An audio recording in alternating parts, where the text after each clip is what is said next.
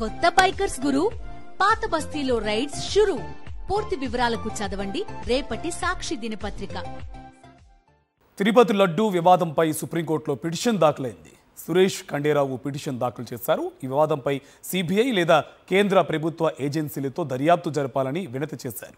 దేశవ్యాప్తంగా దేవాలయాల నిర్వహణకు సుప్రీంకోర్టు రిటైర్డ్ న్యాయమూర్తిని నియమించాలని పిటిషన్లో అభ్యర్థించారు.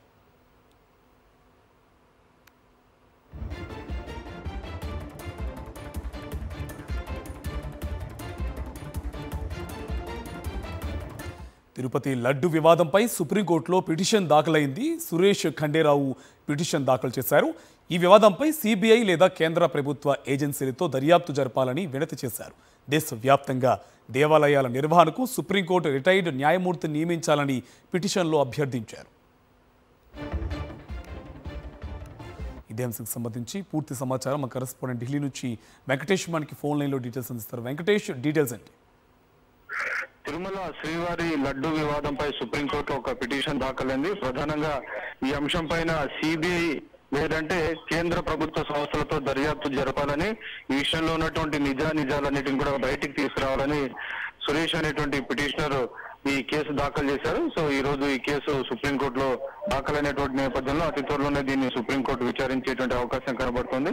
దాంతో పాటు ఆర్టికల్ 25 ప్రకారం ప్రతి ఒక్కరికి తమ మతపరమైనటువంటి విశ్వాసాలని స్వేచ్ఛగా ఆచరించేటువంటి హక్కు ఉంది. సో ఆ నేపథ్యంలో ఈ అంశాల నేపథ్యంలో ఈ తిరుమల దేవాలయాలు కానీ దేశవ్యాప్తంగా ఉన్నటువంటి ఇతర మత సంస్థలన్నీ కూడా ధార్మిక సంస్థలన్నింటినీ కూడా సుప్రీంకోర్టు రిటైర్డ్ న్యాయమూర్తి పర్యవేక్షణలో వాటి నిర్వహణకు సంబంధించినటువంటి బాధ్యతలు అప్పగించాలి.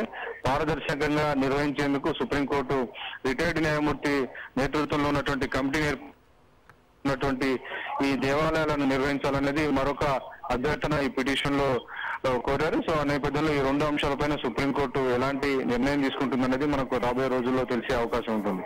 Right, thank you Venkatesh.